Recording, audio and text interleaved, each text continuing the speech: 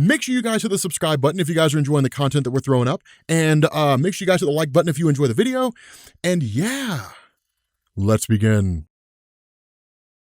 What's going on, guys? This is Rob, and a lot of you guys have requested that I make a video on Astral Regulator Thanos, specifically like a Beyond Omega level video. And honestly, I didn't know I didn't know what version of Thanos that was, because if I'm being honest with you guys, I have not really followed Jim Starlin's Infinity Saga after the events of like Infinity Crusade, right? Like I finished that and I was kind of like, okay, cool, I'm kind of done. And that was basically it. I know he's written a lot, right? Like Infinity Siblings and Infinity Revelations and Infinity Relativity and all that. I know he's done all that, and we'll go back and cover those things because some of those stories are cool, others are not, but I think it'd be kind of cool to just sort of have the whole Infinity series on my channel. So we'll probably cover like Relativity or Revelations or something like that after this. But, you know, I sat down and I was like, okay, what in the heck is Astral Regulator Thanos? And I looked it up and I was like, okay, so like I have to cover this story because this story is kind of nuts, right? Now, here's the funny thing about it. As I understand it, this is what the Thanos Win story was originally intended to be by Jim Starlin, right? He was the one who wanted to write it. That when Donny Cates wrote that story, Jim Starlin wanted to be the one to create it because Jim Starlin was the one that did so much with the character of Thanos. And so the result of this is that, as we know, Thanos Wins was a story that was written, you know, by Donny Cates. And so eventually Marvel ended up releasing this. And if I'm being honest with you guys, there's good things about this story and things that I wasn't really huge on, but there was the same thing with Thanos Wins, right? There were things that I loved about it, things that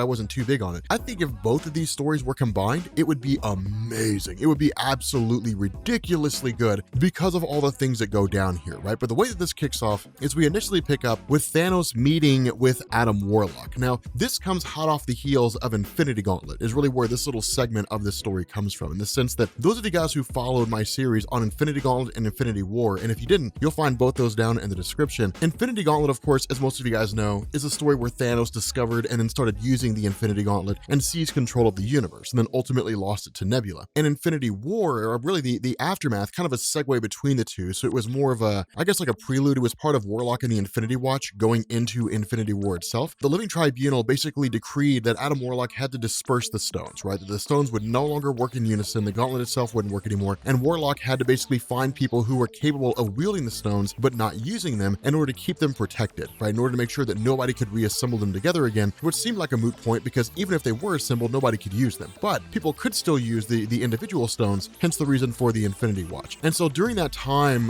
we ended up learning in Infinity War that Thanos was in possession of the Reality Stone. And we didn't initially know that, right? We didn't know who Warlock gave the Reality Stone to. But in this little segment here, it's designed to kind of fill in that little bit of a gap, right? Because during Infinity War, it was like, and then Thanos got the Reality Stone, and that was basically it. And this is designed to kind of fill in the gaps and essentially say that Thanos was the one who was most suitable to wield it, right? Because only Thanos could really comprehend the power of the Reality Stone and be able to maintain that kind of discipline, right? Because with this stone in your possession, even your most subconscious desires become reality. You could fall asleep and dream of like the Grudge, and then like she manifests because of the Reality Stone and then kills you, right? So like any number of those things could happen, and Thanos was really the only guy who could maintain that. And so what this does is it picks up, you know, kind of right now in the modern day. And what it does is it kind of gives us this idea that Adam Warlock feels as though something's off in the universe, right? Something's just not quite right. There's some kind of imminent danger coming. Now, this is part and parcel to the powers of Adam Warlock in the sense that he really is very much a sort of, you know, Jesus-esque character in Marvel, right? He dies and he's reborn over and over and over again. He can never truly be killed. He'll always end up coming back in some form or fashion. At the same time, he also kind of has this cosmic awareness, and through his experience with the Soul Stone is also sort of part and parcel to the universe. Now, how deep reaching this goes and exactly what this means on like a definitive concrete level, Jim Starlin has never really explained, right? It's almost like the White Phoenix of the Crown and like her role in the multiverse, right? She just fixes things that are broken, whatever in the hell that means. And so with Adam Warlock, a lot of it's kind of the same way. It's pretty ambiguous, and it really just sort of allows Marvel and Jim Starlin to kind of have a blank slate in terms of what they want to do with his character and so on and so forth. But ultimately, he ends up basically traveling alongside Pip the Troll to go see Thanos, right? This is a really cool moment here because with Pip the Troll, of course, he's a long-standing member of the Infinity Watch, a long-standing friend of Warlock. The two of them have been together for quite some time. But traveling and seeing Thanos is really one of the first acts of Warlock for a couple reasons, right? The first thing is something seems off. and Thanos might know something. But the other part of this is that the two of them have a very lengthy relationship. They've been on again, off again allies. More so than that, there's a huge amount of respect between the two. And so as Adam Warlock begins talking to Thanos and saying, like, there's some kind of dramatic change that's coming, there's a kind of approaching darkness, it's a cool moment because Thanos kind of chimes in and basically says, yes, there is a kind of darkness approaching, and he kills Adam Warlock. He's like, I am that darkness. And right off the bat, Thanos destroys Adam Warlock, like literally incinerates his entire body. Pip the Troll teleports the hell out. He's like, man, this is wild. Peace. And like bails. And then Thanos is just like, take the body and dispose of it. Done. And so like from there, you pick up on the planet Chandelar 2 weeks later. Chandelar, of course, being the home of the Shi'ar Empire. With Adam Warlock basically re-emerging after this 2-week period, then the question is, what in the heck is going on, right? Like, why did Thanos kill me? Now, Adam Warlock doesn't immediately suspect that Thanos is of some kind of like terrible, horrible, nefarious plot. He believes he's doing some pretty shady stuff, but he really wants to get more to the bottom of things and to figure out what's happening. The problem with this is that once Pip the Troll locates Thanos and then teleports him and Adam Warlock to it, Adam Warlock gets blown up by a missile. He immediately gets destroyed by a missile. And the response of Thanos is like when he's talking to his Black Order, it's like, yes, Adam Warlock will come back, but all we have to do is kill him 3 times. After that, it won't matter. And so what he ends up doing is basically traveling to this particular location, this particular artifact, looking for a kind of puzzle of sorts. And the reason why really kind of ties into Infinity's siblings, in the sense that what you had in that story is you had a future version of Thanos that basically ended up meeting with his younger self. And what this future version of Thanos is doing is basically guiding younger Thanos to some kind of end goal, but he never actually told him what the end goal was. It was just, you have to do these things in order to get to this point where I'm at. And so Thanos is in a lot of ways blindly following the orders of his future self under the idea that 1, he knows himself, so he trusts himself, and 2, there's going to be some kind of grand payoff or something along the way. And so the result of this is that once Thanos basically accesses this particular artifact and learns of this kind of map of sorts, this particular location that it's sending him to, of course, he gets back aboard his ship, and then ultimately we end up picking up with Star Fox. Now, Star Fox, or Eros, is the brother of Thanos. So a lot of you guys probably know that by now. The two of them have a very, very lengthy history. Infinity's siblings really push that history and that relationship to the extreme, but it's one of these things where it's kind of like, okay, Eros has a couple tools at his disposal. The first one is that he basically utilized the time-traveling technology of Kang the Conqueror. And the reason why was during the events of Infinity Siblings, Kang came to the realization that somewhere along the line, Thanos dies. And when that happens, he ultimately ends up dragging the entirety of the multiverse down with it. The death of Thanos triggers a cascading effect that brings everything to an end prematurely. And so the idea was that Thanos has to live. And so Kang the Conqueror basically orchestrated all these different events to ensure that, right? So kind of a spoiler for a video that we're going to cover later on. But the long and short of this is that Eros had stolen some of the technology of Kang in order to ensure that should something happen where Thanos engages in some kind of nefarious plot, that Eros can go back in time and correct it. The other part of this is that a device has basically been created that's exceedingly small, that's also based on the technology of Kang, that can be used to essentially track Thanos, right? Because Eros does not have that inherent ability. The next thing that really happens here is a new form of manifestation from Adam Warlock. Usually Adam Warlock's body always kind of enters a cocoon state and Adam Warlock comes back. What ends up happening here is that some guy ends up falling off a cliff, and that person is then suddenly encased in a cocoon. And then after a 2-week period, Adam Warlock reemerges, right? So basically this random being was rematerialized into Adam Warlock, and then Adam Warlock returned. This is not normal. It doesn't usually happen. And there is in fact a force behind everything pulling the strings when it comes to Adam Warlock. There's a reason why all this is happening with him. And so what it does from here is it basically picks up with Eros, ultimately tracking down Thanos. And it's kind of this cool little moment here, because Thanos, of course, is looking for Eros under the guise that his future self informed him that Eros would become very important with regards to the various goals that they want to achieve. And so while Thanos cannot kill Eros, what he has to do is essentially find him and then keep him contained so that he can be used at a future point in time. What that use is going to be and the role that Eros is going to play, of course, we'll find out at some point.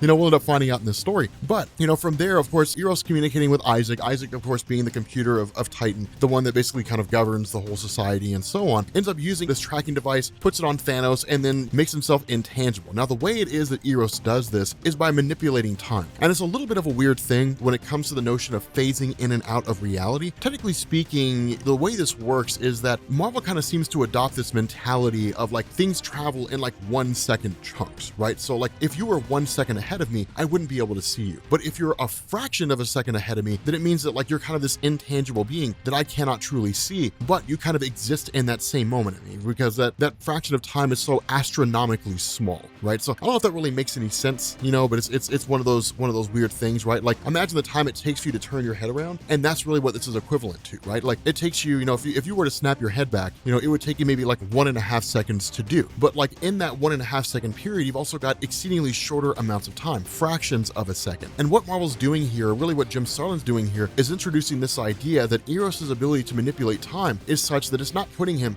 seconds ahead of Thanos, it's putting him fractions of a second ahead of Thanos, which means he's essentially in the same moment that Thanos is in, but because he's kind of out of phase, meaning he's fractions of a second ahead, Thanos cannot really see him, right? It's one of these weird things, right? Like how can you interact with something that doesn't know you're there when you're technically not there? It's weird and it's really finicky. I understand if you're totally baffled and totally confused. It's just one of those plot points that Marvel creates in order to achieve a certain goal. And so what ends up happening here is, of course, Adam Warlock and Pip end up tracking down Thanos, and once they arrive, Thanos has already left the area, but then of course they end up arriving and meeting with Eros. And this is a very welcome ally given the history between these characters, the fact that Eros has consistently worked to thwart the schemes of Thanos, right? So they're allies in that regard. And bringing to bear this information that Eros has put a tracking device on Thanos in order to locate him, and he also has the ability to manipulate time, is a cool little thing, because it means it's basically they're out if they choose or have the opportunity to use it. The other part of this is that as they're talking, Adam Warlock gets hit with a missile again.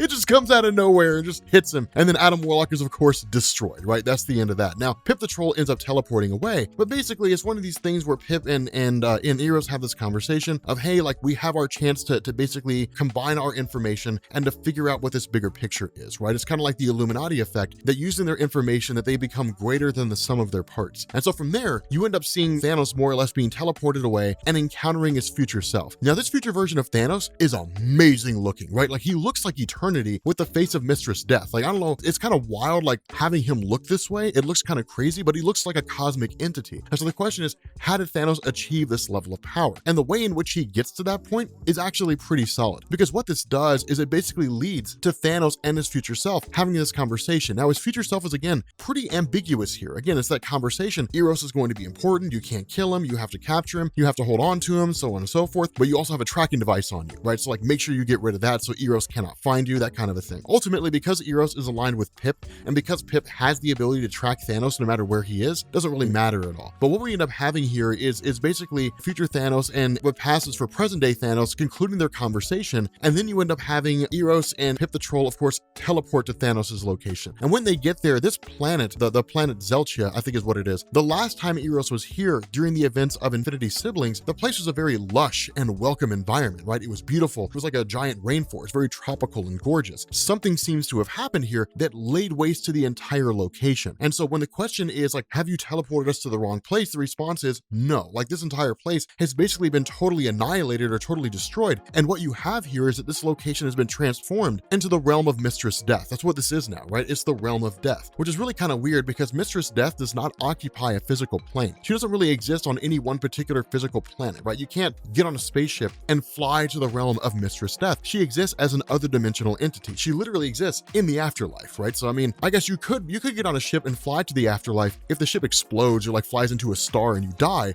then sure, you can get to the afterlife, but you can't physically go there. I mean, I guess you can if you can manipulate dimensional barriers like Doctor Strange or somebody like that, or like Thanos. But what it does is it switches back over to Thanos and him basically just sort of sitting in space. And where Corvus Glaive and the Outriders don't really know why he's there, they don't really know what's going on, like what they're waiting for, Thanos' response is, I've been informed that at this point there's going to be an object or a device passing through here, and my job is to take it. And so it's kind of like, okay, like we'll see how this goes, which is kind of wild. And ultimately it ends up being a comet that flies through there. Now Thanos, of course, ends up traveling to the comet by himself, and this is an interesting thing because it's not just any regular comet. The more important thing to come out of this is that Thanos states whatever this object is, and he basically says its power of a magnitude exceeding that of the Infinity Gems, right? So whatever this object is, it's way beyond the power of the Infinity Stones, which really, of course, course interests Thanos because he's always been on a quest to attain absolute power. The problem with this is that the device hidden inside, or the object hidden inside this comet, is not something that can just be arbitrarily attained, right? I mean, it's not like, it was created and then just dropped off on Earth somewhere and like it's just been sitting in a convenience store. It can't be one of those things where just anybody can get their hands on it. That there's all kinds of power protecting it, like this kind of cosmic energy source. And so Thanos, of course, starts ripping it apart, starts pulling it away, and in the process, he himself begins undergoing disintegration. His body starts breaking down. The power is really more than his physical form can handle, which really speaks volumes to how much power we're talking about here, because the kind of energy that's needed to physically damage Thanos is astronomical. Really what happens here is once he breaks through to the core of this comet and he secures this object for himself, then what it appears to be is this kind of orb of sorts. Now we'll find out exactly what this is and what it's able to do, but from there, Thanos, when he kind of muses and asks the question, like, I'm not really even sure what this is for myself. Of course, his future version just kind of seems to appear to Thanos and it says, it's both a promise and a mystery. Take this thing and use it, and I promise all your questions will be answered. And so what it does is it leads to Thanos showing up to the realm of Mistress Death. And of course, as soon as he arrives here, Thanos is told, you cannot be here. And that's the way it usually is, right? Thanos has been banned from the realm of Mistress Death for quite some time, right? He's not really welcome here. And the thing about him showing up is he's really kind of musing and saying, like, for all the people who tell me that I cannot come here, which of you is going to stop me, right? How many times have I come in here and Mistress Death says I can't be here, and then she sends some force after me and then I totally destroy it? Who's gonna stop me? Are you guys gonna stop me? And Thanos, of course, annihilates all the henchmen and the various people that are there to prevent him from staying in the realm of Mistress Death. They're all completely destroyed. And then Thanos begins speaking directly to Death herself and says, how many times have you spurned my advances? How many times have I made my affections known to you and you've rejected me? How many times has that happened? Well, nevertheless, if I cannot possess, then I shall become. And using this object, Thanos transfers the energy into Mistress Death, pulls her into himself, eradicates Mistress Death entirely, and Thanos himself becomes the new Death. With that being said, guys, we're going to bring this video to an end. If you are new here to Comments Explained, make sure you guys hit the sub button to become part of the Rob Corps. If you guys enjoyed this video, make sure you drop a like, and I will catch you all later. Cliffhangers. Peace.